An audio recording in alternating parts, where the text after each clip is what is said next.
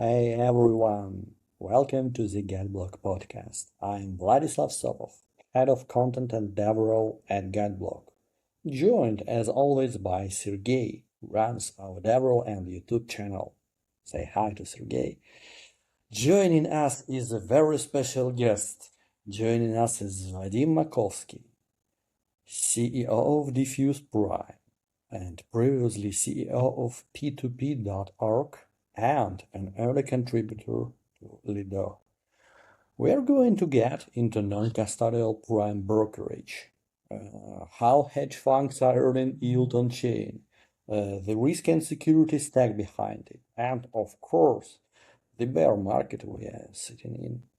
Vadim, thank you so much for being here. Thank you so much for joining us. Let's go. First off, just a little bit for starters. Introduce yourself. Let's talk a little about your background and education. First off, you're an engineer, right? Yeah, we can say so. But firstly, I want to say thank you guys for the invite. So it's very pleasure to be in your podcast. So GetBlock, incredible company, and you guys are incredible. So thank you for the invite, and I'm happy to be here.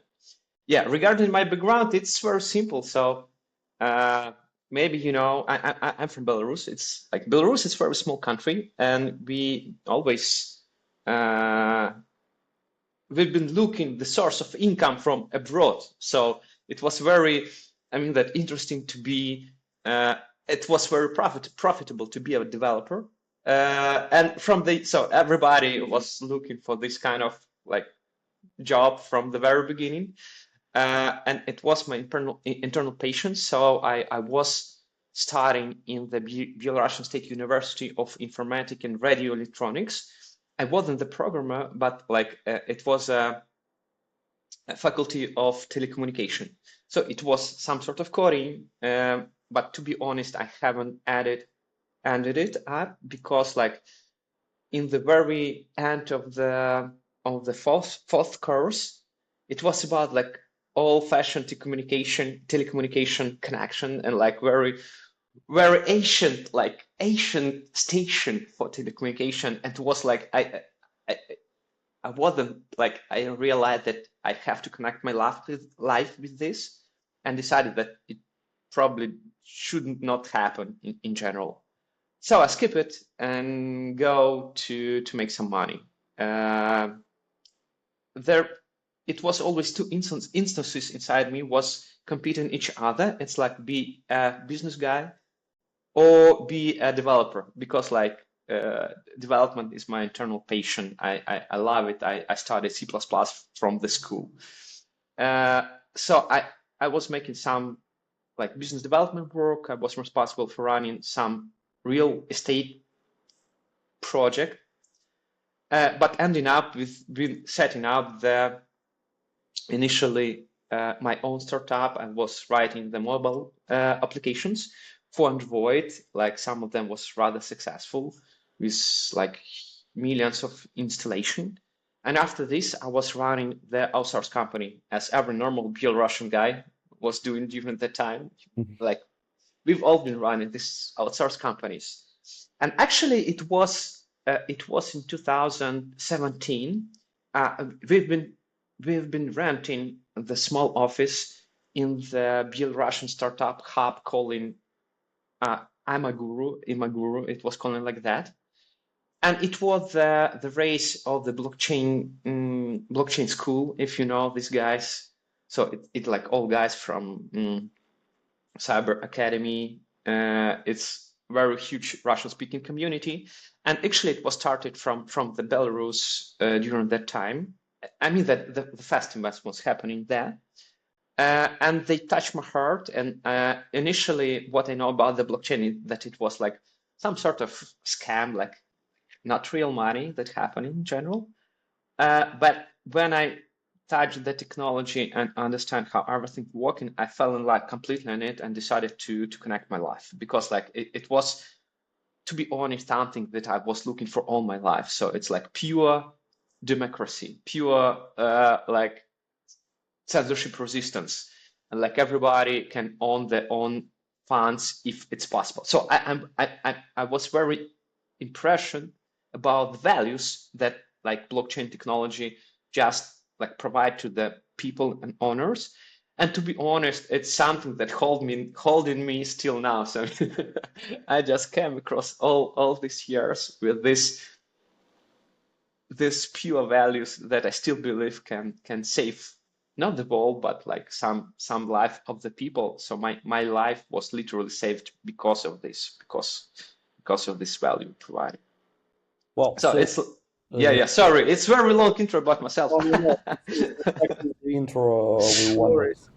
It is like the three of you, Vadim the engineer, Vadim the entrepreneur, businessman, and Vadim the believer, the evangelist of blockchain. I think it's impossible to be. I mean that the thing why I fell in love in Web2 in general, because like I can connect all these instances in one person. So I mean that I can be entrepreneur, I can be a like business guy, and I still can be a very deep technical guy, or understand the deep, very hard, complicated concept around it. And that helped me, and that's why like it's still like pulling me inside the Web3, and I'm still believing it, and I think that everything will be happening around in the future. Doesn't matter how the market is. So I mean that I'm old-fashioned. I still believe in building, you know. I still believe that only this stuff can work. So yeah, that's mine. So my background like this. Yeah. Just to clarify, many of us who were there for long ago, personally, I joined in 2017, so I call myself a class of 17, and you, class of which year? Yeah, it was 17 too. 17, Yeah. oh, class 7, we are classmates, basically. Sure, great, fantastic. I know that you served as a CEO of P2P.org, which is a big name in the staking segment, if not the biggest. Tell us about the choice. Why staking? Why validators? And what was the mission? What was the mission of P2P.org and you joining P2P.org? Yeah, I think the story connected with something that, as you remember, I was like mobile developer. Like I had my own source company, but I was always looking for some like startup opportunity. So I touched the Web3 the first time, and it was like, if you remember 2017, it was like huge niche about the like every good user experience products.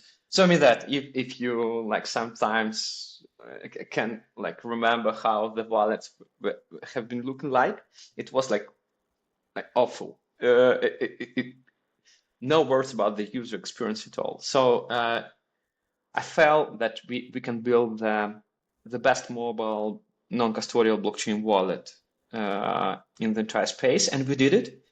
The guys from Cyberfund were the first investor of us, actually. Oh, well. Yeah, it was like first version of Cyberfund, and that's how I met the right the right guys, and we've been a little bit connected with them.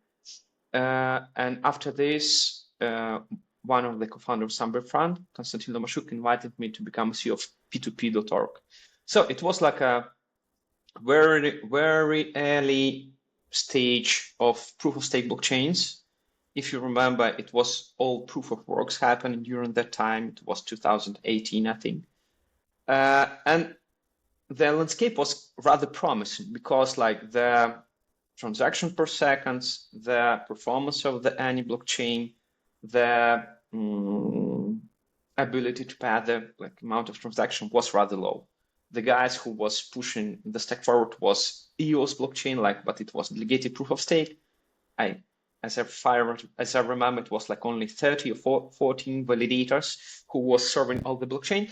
And like, I mean that an entire cluster of the blockchains was rising up from the ground. So it was early stage for the Cosmos ecosystem. It was early stage for the Polkadot ecosystem. It was very early stage for the Solana ecosystem.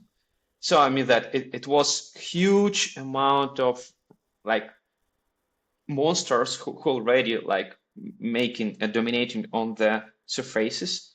So these guys was very early, and they've been looking for someone who can work with a very it's not, I mean that it's not very hard amount of work, but it was very specific type of work. So I mean that maintain the node for the every blockchain require from you as the company or the service very specific knowledge and attention. So I joined the P2P when it was like a couple of people working there only, and I was like responsible for setting up the every process over there, the growing the company. Like it was 2018, the market was very on the down. Actually, it was like bear market, and we've been struggling, but we're trying to do the best. The mission that I think the mission of P2P still remain. So the major idea behind it was not to make the blockchain not allowed to be blockchain centralized, because I mean that if you can just imagine that during that period of time, so I mean that it's the same motivation around the Lido was happening. So it was the same motivation behind it, because if you can see into the like asset distribution landscape, you can figure out that huge amount of money is very centralized. So I mean that the centralized exchanges are the big holders, like at the moment. And what does that mean if the money let you make the final decision around what transaction should pass or not, or like what decision should go forward or should stop? It means that like probably the huge part of vulnerability, I just forgot the word. I mean that like it can be an issue for the blockchain by itself about the internal values. So P2P and Lido after that was always staying and holding the right decentralization behind it. And the way they can do it, they just can do the work honestly. And that's the biggest motivation that we brought through through the processes of what we've done like during my time of being CEO of P2P. But it was very incredible time. It was like literally wild west, because like, you know, nobody do not understand what to do, what everything's happening, how we need to like build the teams, how it should look like. And we've been figured out during the rising this process by ourselves. And I hope that my impact to the P2P was valuable. So the company that it is right now, it's not only like, for sure, it's not only my internal work, it's like huge team, huge people, huge amount of people who was working there, but I feel that I made some good impact to make it possible. Well, I suppose this speech and this your attitude can convince even no coiner, even disbeliever, even Bitcoin hater to start studying what is P2P and what P2P remains like. Not P2P.org, but the entire principle of peer-to-peer interactions, peer-to-peer transactions, economics, and so on. That's pretty inspiring. That's pretty inspiring story. But when I was preparing to the interview, I was inspired even more. But one fact, I found out that your career in 2022, 2024 was unbelievably diverse. It spans from the key-based authorization tool to content distribution platform. Let's talk about this period. Just please, let's recall two most interesting applications you contributed to during these 2 years. Actually, it's very simple. So it's not the product. I mean that after P2P, I took some rest, literally. I spent my time by making my like small investment, but I still holding my attention on the Web3 space, because it was I mean, that quite interesting time still. New technologies was building up, and I was curious what's happening in the entire space.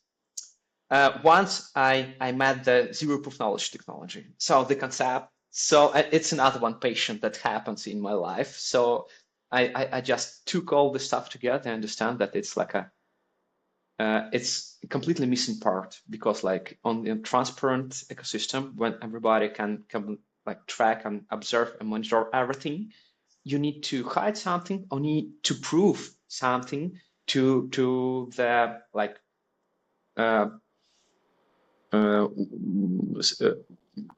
the same range level of authority system. So I mean that like a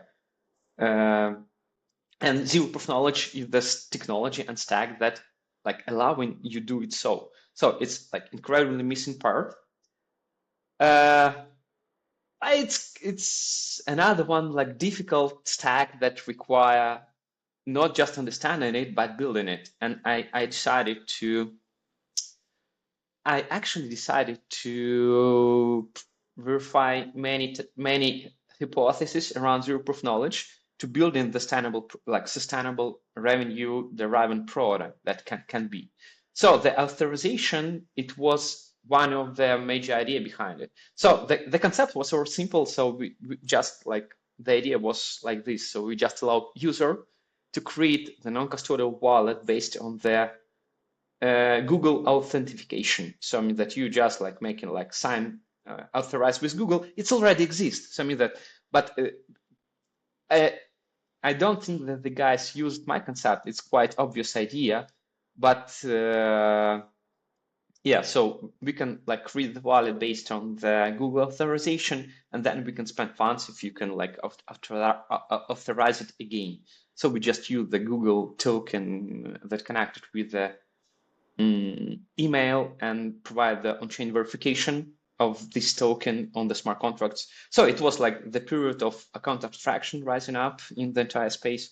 So I tried to raise like to make startup around it, but I tried to make like different type of ecosystems, but it wasn't work quite well. So I mean that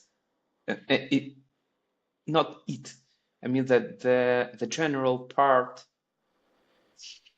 I cannot find the right clients and to build the right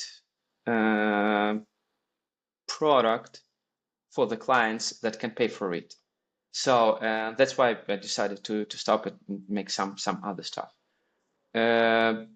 Behind it, it was like proof of consensus proving. It's like Ethereum proof of consensus. It's another one, hard stuff that we're trying to implement. Also, it was time of generative network was like, as you remember, yeah, you know, so I mean that all this Midjourney was happening, and I tried to build another one application with small team that can, like, you can say something, it will generate the image, what you say it on the native language. It was in 2022, I think. So, but the mobile landscape completely changed. So I mean that you cannot run without marketing budget anymore. So as I did it before, and unfortunately, yeah, it was quite hard to rise up. So yeah, during that time, I was trying very different type of hypotheses. Something works, something doesn't work. Sometimes I cannot find clients, or the idea was a little bit early before it should go forward about the technological stack. But I was always trying and looking something that probably can work. And actually, I ended up by meeting two incredible guys who become co-founders of Diffuse. One of them is Nikita Kaskov. He actually, I mean that I was saying about two of these guys because they're really incredible cryptographers, and they obtain very deep knowledge in zero proof knowledge in general about entire Web3 stack. So Nikita was the person who was building, you probably need to remember NIL Foundation, NIL Foundation. So it's like the Nikita was responsible for building all cryptography behind the new foundation. It was like zero proof knowledge, low level virtual machine. So it's like still hard to reproduce it loud, and this person was building it. So I mean that he made this concept working. That's few words about the Nikita, and another one co-founder is Mike Voronov. He actually was research of Fluence Network and Samsung before. So it's another one incredible guy. He know how exactly put the things together, and he actually helped a lot. So with all these incredible co-founders, and my passion about the zero proof knowledge, we decided to build the Diffuse. So Diffuse, literally, it's a protocol that enables verifiable data for entire Web3 space. You maybe ask me what is the problem about the verifiable data and why it's so important. I just wanted to move forward to the second part of our conversation, and the first question here was, Sergey can prove me. I asked anyone and everyone of our guests, explain diffuse like I'm 5. Oh. Okay. What we actually do with Diffuse, we bring the data, any data, to the blockchain. And once it appeared on blockchain, you can use it without any trust. So it sounds very simple, but if you just imagine that right now, blockchain do not know nothing about the real world happening. So the prices, all this DeFi, all these events happening, it's all connected with the oracles, and oracles, the type of architecture around the oracles right now, it's old-fashioned. I'm very sorry about this. I'm very respectful about all the oracle companies, all the guys, what they're doing. I mean that they incredibly made a huge effort to make DeFi as it is right now, but they are already old-fashioned and cannot support the current risk by in general, because the way how they serve the data to the blockchains are very slow, inefficient, and we can see many times what's happening if the oracle manipulation happening in this entire space. So what we literally do, we just replace how verifiable data works. It works. It's not for 5 years old guy already. So we ended up with we just bring the data, and why it's true, because we're wrapping up with zero proof knowledge, zero knowledge proof. Okay. So, and yeah. This description is for really smart 5-year-old, but I got it. Well, that's great, and that's very ambitious. That's a very ambitious part, I suppose. Yeah, and what actually Diffuse doing, so we can bring any data to blockchain and prove it that this data is valid. So I mean that we can do it for Web2, Web3 data, doesn't matter what's happening. And this kind of flexibility allow us doing and work with almost everything. And Diffuse protocol is mean that we built huge amount, it's not huge, we built some sort of primitives that we can use.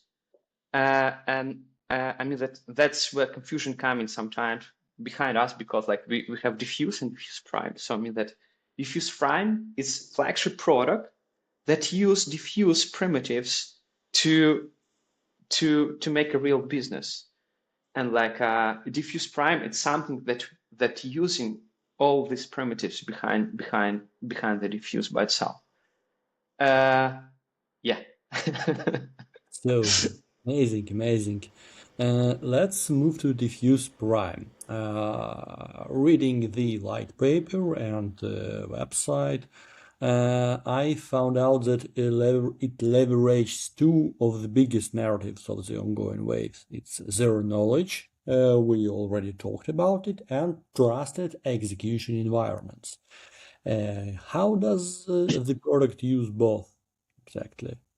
Yeah, it's very good questions, but the things going from the essential part right now, guys, please be patient because I will speak in very hard words here because this explanation required sometimes. Please be patient about 3 or 5 minutes. I try to be. If you don't like it, you can skip it. We can continue later. We we are all ears. Okay. So Yes. why ZK and TEN need inside it? Because we, as you remember, we need to bring the data to the and verify it on the smart contract. So we need to build the proof that the data is valid. So that's the point. But how we can do it, how we can work with Web2 and Web3 data, it's the way how we use very different type of technologies to compile and build the right proof for it. So if we are working with, for example, with any exchange API, just imagine we need to prove that Bitcoin price on a Binance on the API response on the JSON with the K BTC/USDC value is 60,000. We just using zkTLS stack. zkTLS. It's ability to prove that the right server with JSON replied with the right answer by the right key. So everything can be written, build the proof around it, and the ability to do it using this entire stack, zkTLS. So this is the way how we can prove any API response to the server. That's the one part. So that's how we're proving Web2 data. We are not invented this type of stack. We're just using it. So we just combining different protocols, different codes.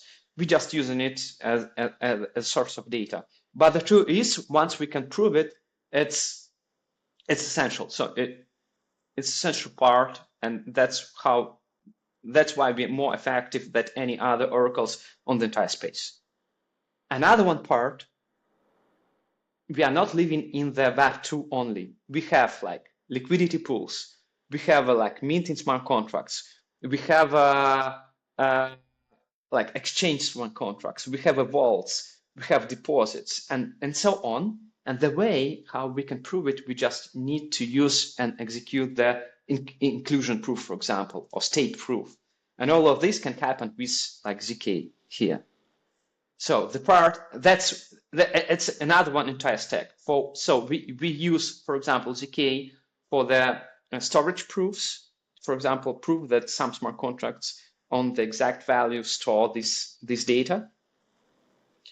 And we use TEE to prove the Web2 data happening in any API. And what actually Diffuse doing, he combined all this proof together and bring to the chain, to the smart contract, that trigger the final decision that you need to do without any human interaction. That's the essential and core part of the Diffuse protocol, a Diffuse Prime as a product that's using it. I see. Well, thank you. That's pretty understandable. Yeah, pretty inspiring and ambitious stuff. Do you know about the guys named Space and Time with proof of SQL? Proof of it's. I think it's. I don't know them correctly, but as far as I remember, it's possible to prove any SQL reply and responses. So I mean that, yeah. Yeah, they raised 12 million from Microsoft and build the stuff that verifies SQL responses with ZK tech. But I don't know if there's any direction right now. Well, this concept is also very ambitious, and I was inspired and shared with Vasily, our CEO. So, yeah, that's Yeah. that can go very far, as I can see. Yeah, that's absolutely true. But I mean that there are like two entire teams who are building the entire frameworks for the group of knowledge, like Risk Zero guys. Oh my God, I just forgot another one team.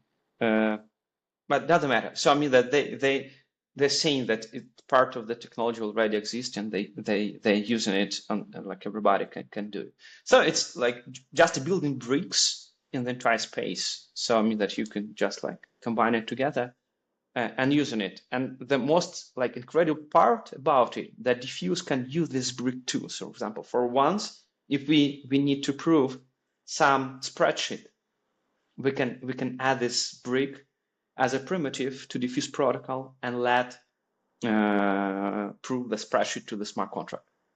So sounds like incredible, sounds good, but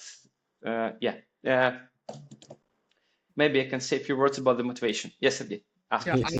I have a quick question because you've explained us the technology that is behind the Diffuse project, and I'm quite interested. How many developers do you have in your team? Because it sounds really complicated, and if it's not a secret, can you tell us how many software developers and with what kind of background building such a sophisticated, not just difficult, sophisticated and difficult project? Yeah, right now we like, let's say we are not in the biggest development team that we have at the moment, but when we were building all these kind of primitives, we were in 5 developers in general. So 2 of them was Rust developers. One of them was smart contract developer, like and one of them was very universal.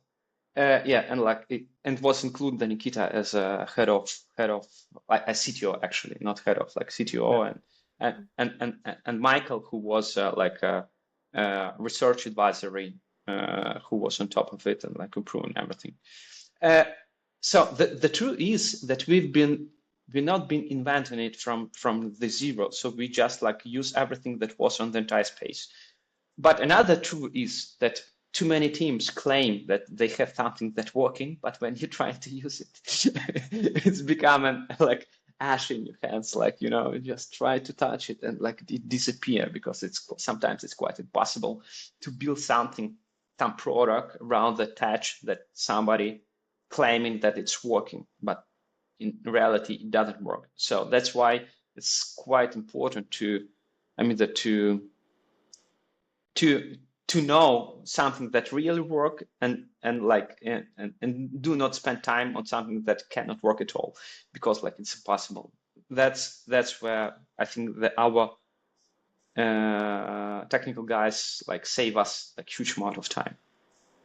Sure, yeah, sure thing. Thank you.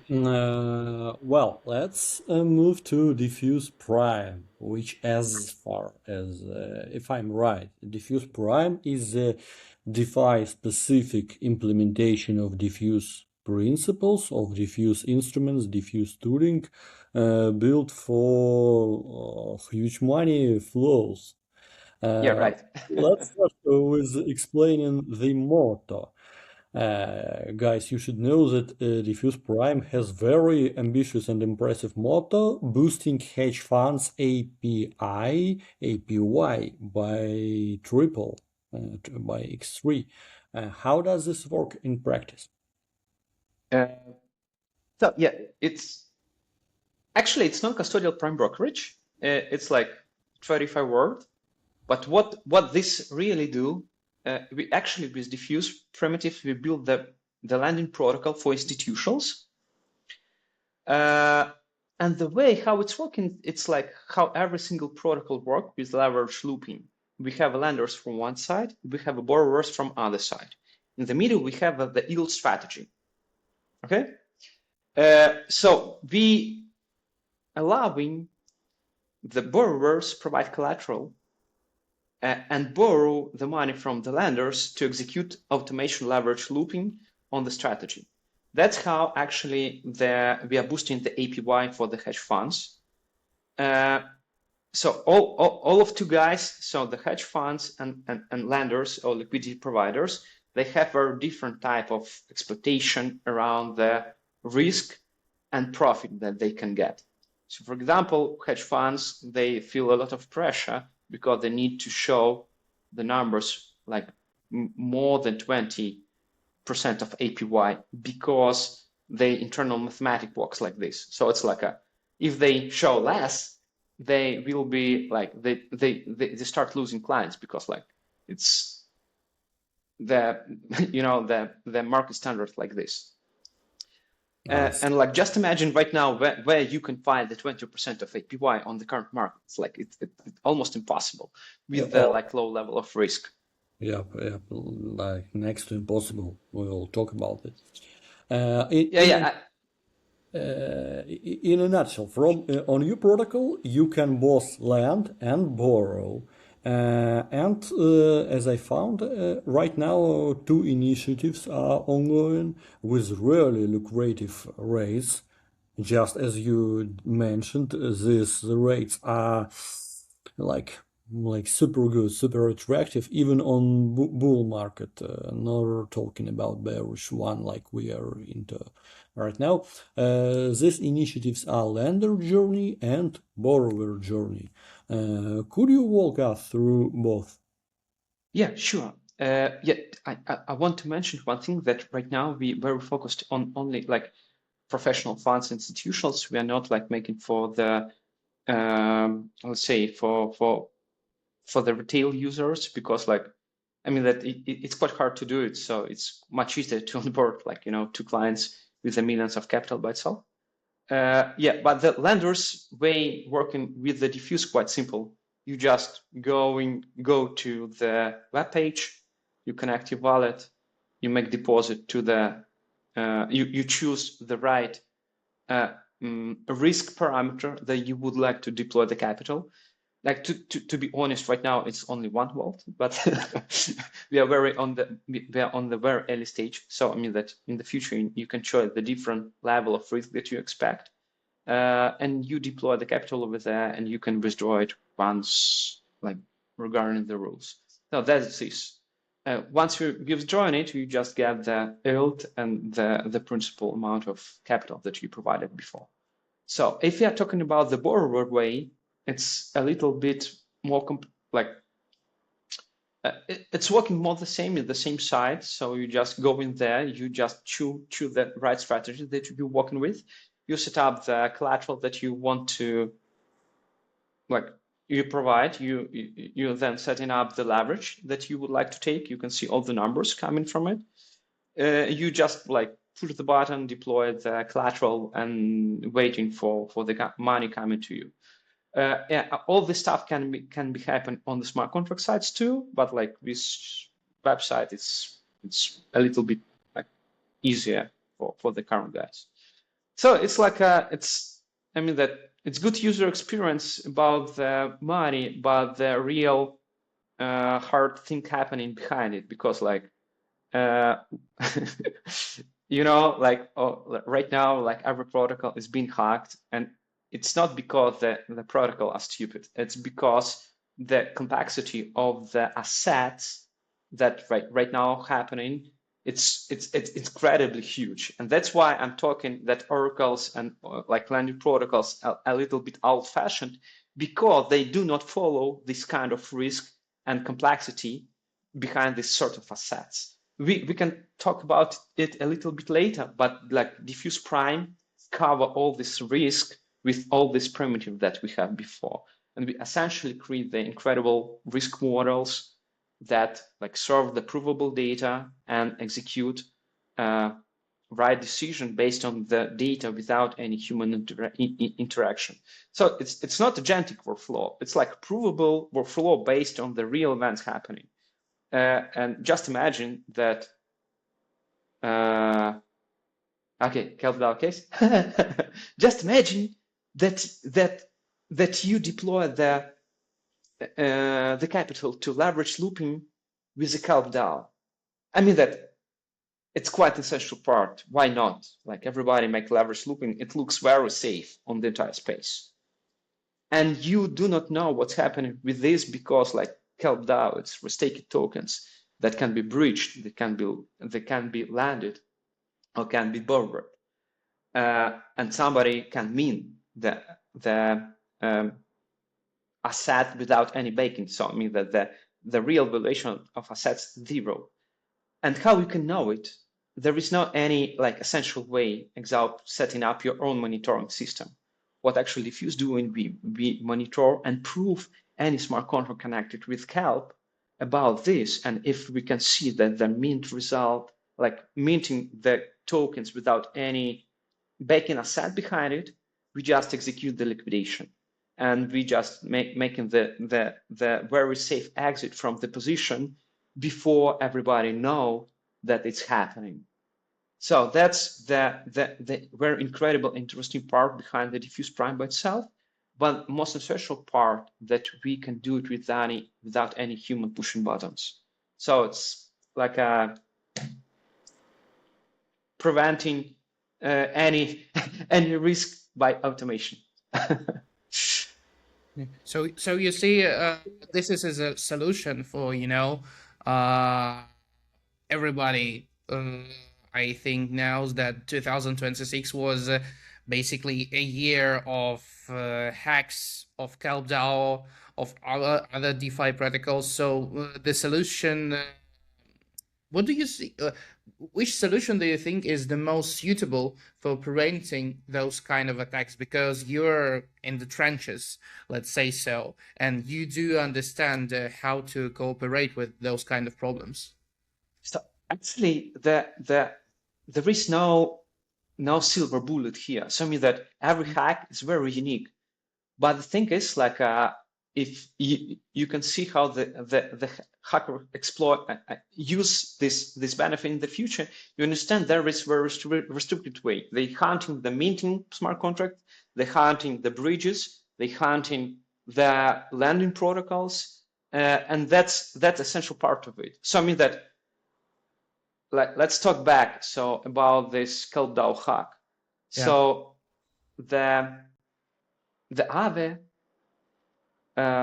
provided the credit for the like millions of non-backed tokens by itself because they saw that they are real, and there is in Aave there is no any mechanic that can prove that these tokens are real or backed by something.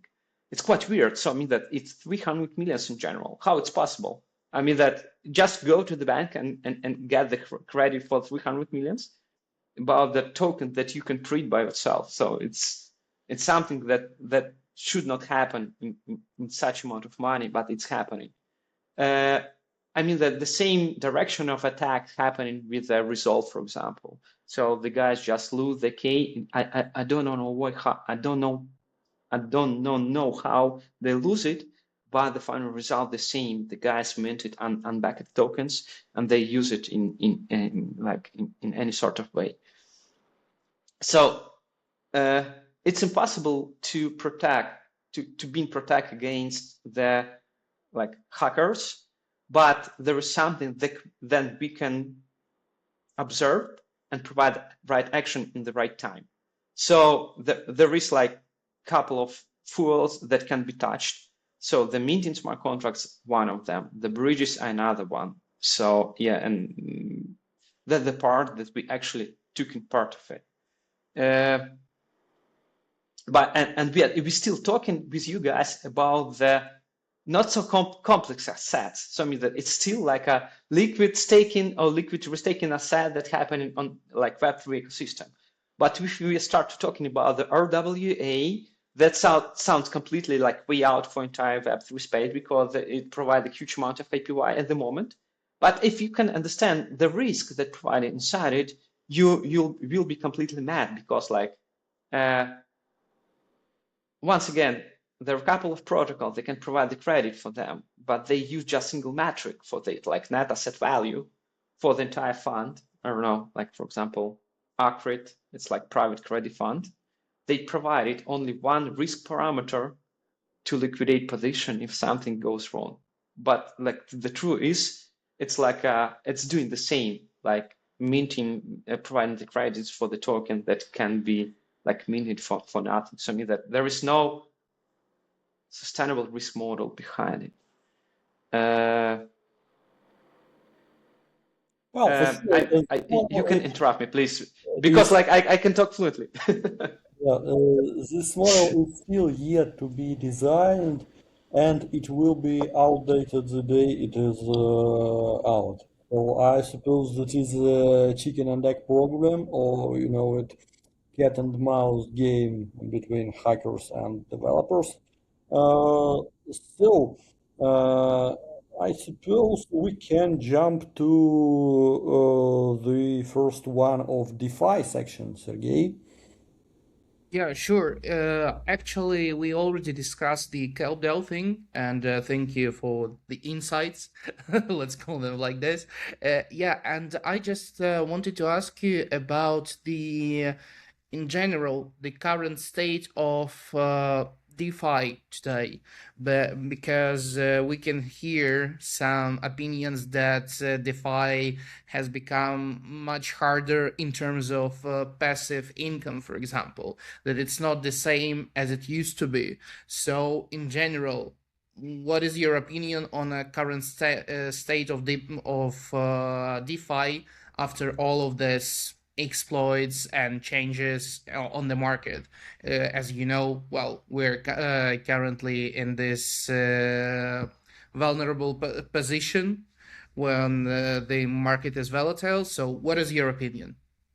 So it sort of depends the point of view that you have at the moment. To be honest, there is two completely different type of point of views that can happen.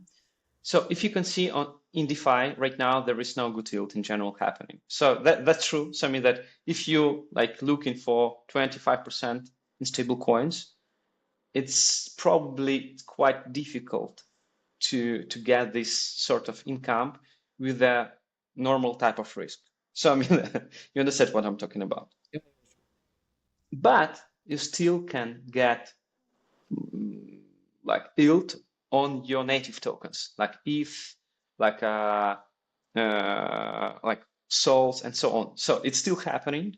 And for example, if you're a long holder and you're expecting from some sort of incomes, it's still happening and it's still DeFi. And everybody just like very focused on the stable coins, but like missing very important part. The DeFi, it's not the stables. It's like all the native assets that happening in round. Is the first part of thing. Another part of thing we already mentioned that right now the huge institutional clients like banks, they understand the values that blockchain rails can bring to their clients, to the services, and the amount of capital that moving in daily volume is incredibly high. The amount of money that like is being locked or serving to the not DeFi, but like blockchain ecosystem that can be available on DeFi, incredibly huge. So you just like imagine that the RWA narrative it's insane. So it's trillions of dollars can be happen on the chain, and something that we need to be ready for. So we need to prepare to work with this capital. It's not, yeah, for sure, it's not like a mem coins like trading. It's not the NFT like pictures swapping and so on. I mean that this crazy world is gone. I think it's never happened. So I mean that for me it was very. I hope for you guys too. It was crazy time. So we've been looking at all of this, was laughing like and like looking at each other thinking, oh, it's really happening. So it's real. The picture can cost like this. It's real. The meme coin that there is no value behind it. NFT thing, those crazy times. Yeah. Yeah, I mean that, and incredible huge amount of people who earn money. That was earning money in this kind of stuff. Like, and I mean that. Yeah, I completely understand that there is no any such possibilities anymore. You cannot buy any token that will grow up without understanding that the value is behind this sort of tokens. So I mean that what we can see the ecosystem maturity a little. I hope so. So I mean that why? Because like right now, if you think about the tokens as the shares of the real companies, for example, I mean that you need to be more careful about this, and if the protocols like adding values to their tokens and the real companies to their shares, it makes a lot of sense. But the way of the making money and valuation and estimation of this company should be quite the same as the Web2 world that's happening like right now. Yeah, coming back to the DeFi entire space, old-fashioned like crazy yield is disappearing. The institutional money coming here, the real clients, the real like banks are happening. And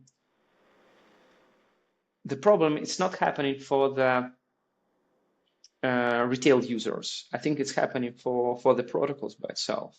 It's happening for the business and services that can provide this for such great clients and companies. And I hope we can see results in the couple of years forward. Because like, I think that the entire space changing to something that we've been calling before, that like everybody can use blockchain, but the final user do not need to understand that it's working on blockchain rails.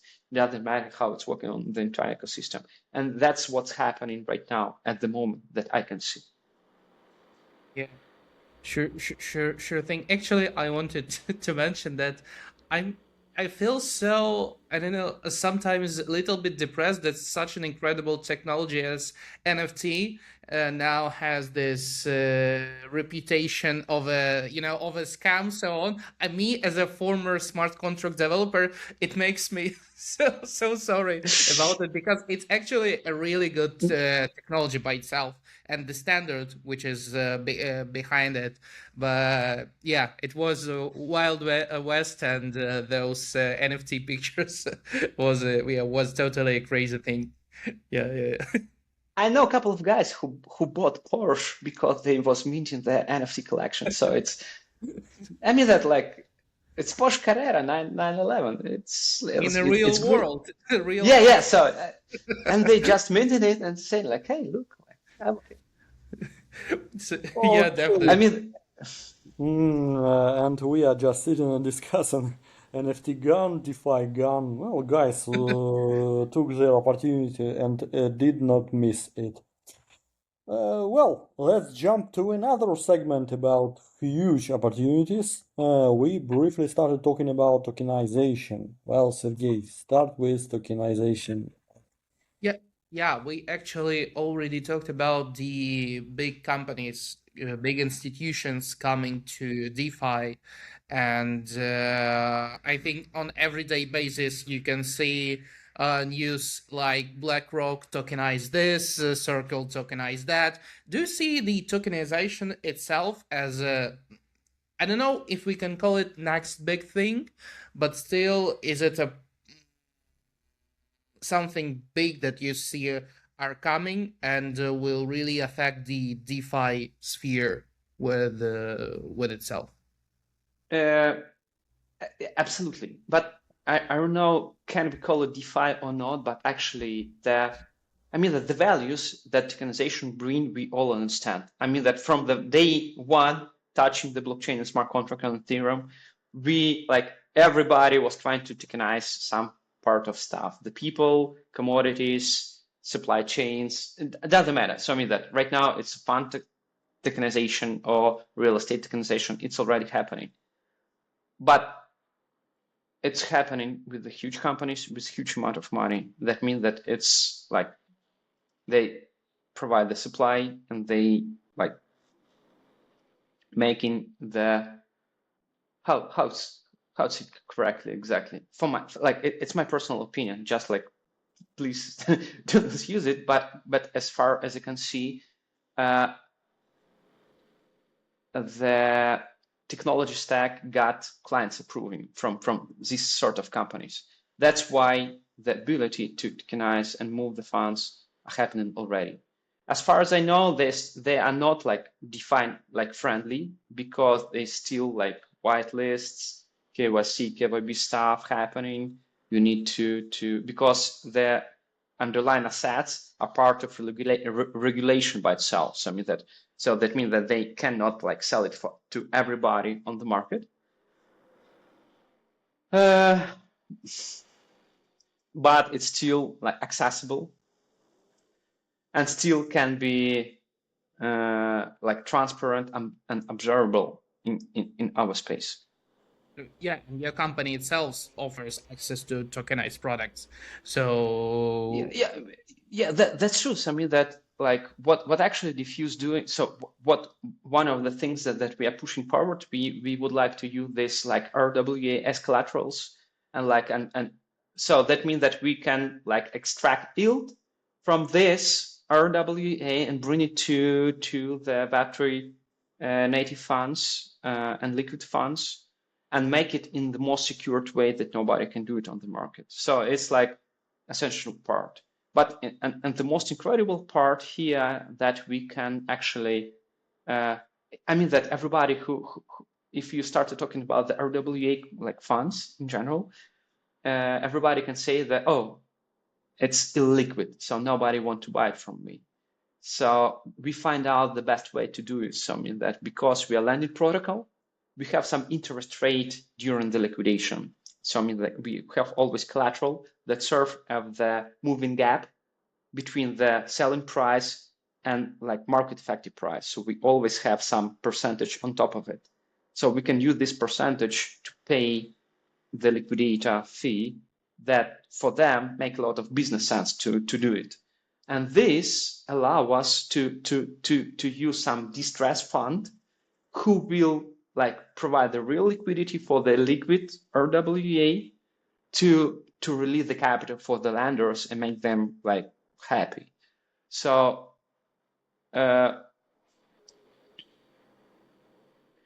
sorry that I advertising to you so much.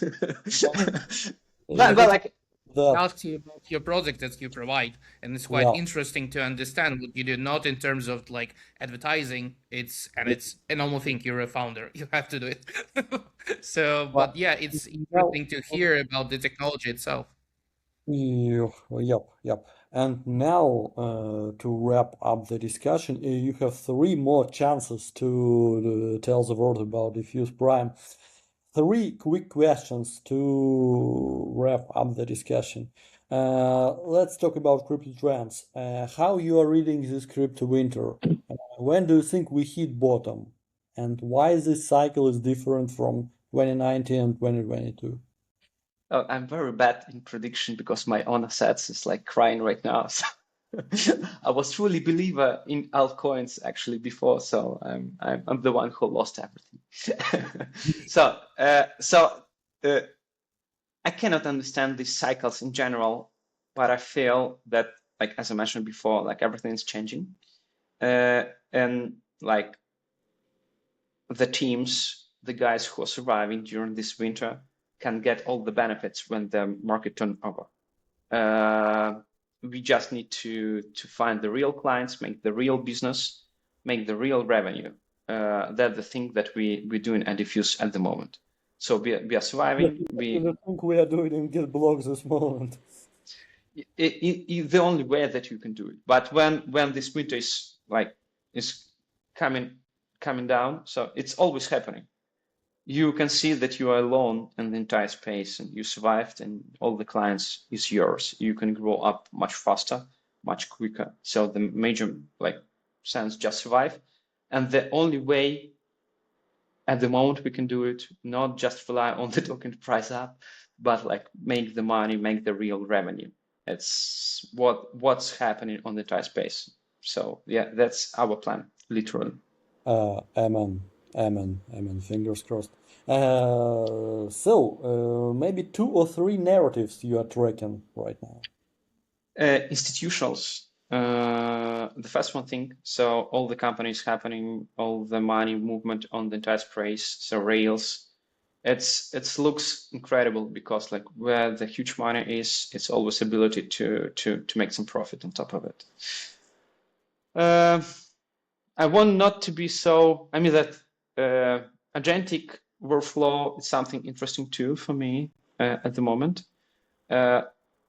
Like the cloud completely changed the way I'm working because it's make me 10 times more efficient in what I'm doing right now. It's incredible instrument for for the CEO, for I think everybody. If you use it as a tool, I mean that as a and it's quite interesting for me what it can happen. So I just like observing this part of stuff. So where agentic, like agents and AI at the moment, what the type of products will arise after this, because we actually, like me personally, cannot like even imagine what type of services and business can happen after this. Well, for sure, nobody can. And the very last one, like crypto winter vanishes, we are again powerful, strong, rich, and popular. What will be the metric of success for Diffuse and Diffuse Prime? I think it's TVL in general. So how much money we are making as a volume inside the protocol by itself. Yeah, and like after this, we can make all other metrics like revenue, profit, and so on. So yeah, that's the thing. And I hope that what we can see, literally, it's more funds, Web2 funds coming to Web3 because of the much easiest way to move money, because it can be done in our favorite values that we started our discussion from. So it's still attractive and selling point for entire space. Sure, for sure. Well, that was Vadim Makovsky, Diffuse Prime, P2P.org, and many more. So thank you, Vadim. Thank you. This was really impressive. This was ambitious, and this was really insightful. All things you said, they are not bought, they are earned, like we marketers say in our pitch decks. They are really earned. So this was the podcast from the trenches. That really was. Thank you, Vadim. Thank you, Sergey. It was GetBlock podcast. Stay with us. Stay tuned. Yeah. See you. Thank you so much. See you in the next episode.